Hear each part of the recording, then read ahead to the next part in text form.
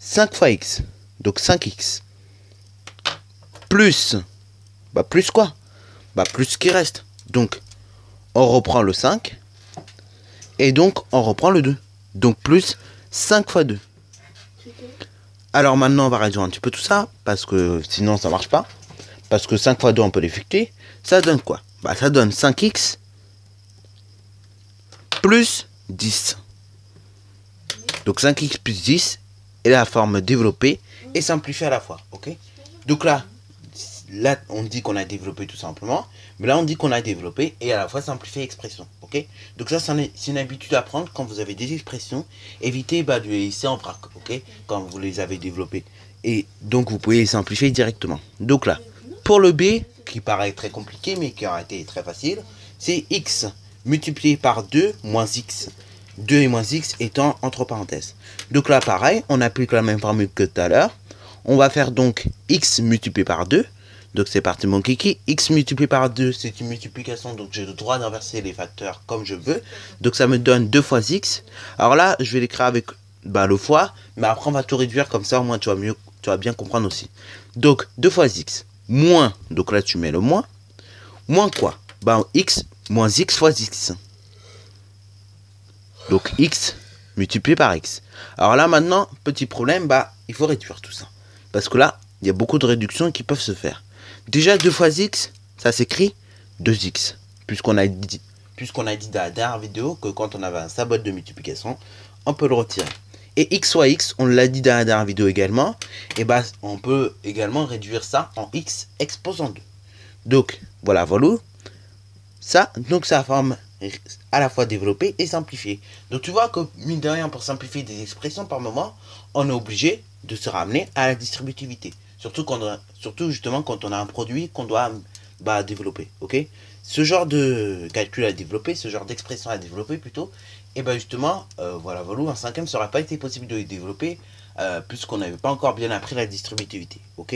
Donc voilà. Du coup, pour le b, ça donne 2x moins x au carré.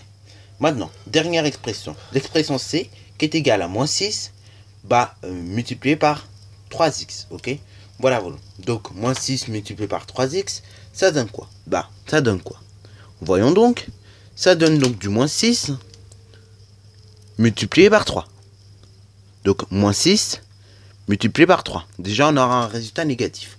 Ensuite, plus ou moins, là, regardez. 3x, c'est un multiplié encore. Donc, du coup, on met une multiplication.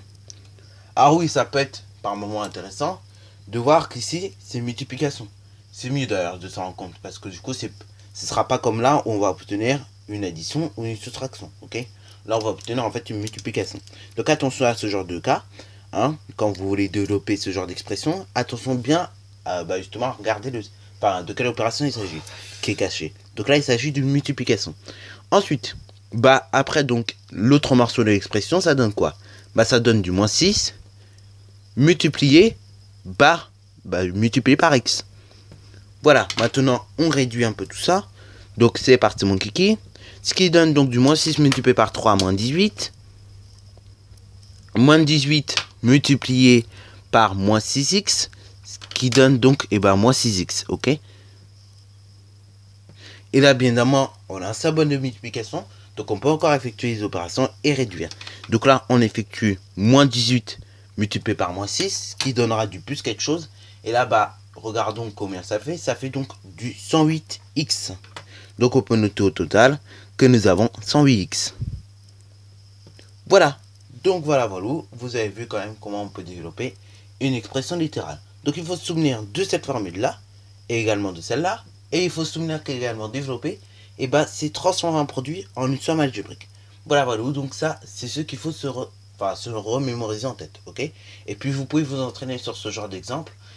Notamment sur le C qui peut par moment paraître vraiment bizarre. Ok. Arrêtez donc. C'est pas si bizarre que ça. D'ailleurs ici, on a entre guillemets développé. Mais je veux dire, on n'a pas eu à transformer en somme algébrique du coup. Puisque nous avions eu déjà un produit. Ok. Donc voilà. Sur ce donc, c'est déjà la fin de cette vidéo.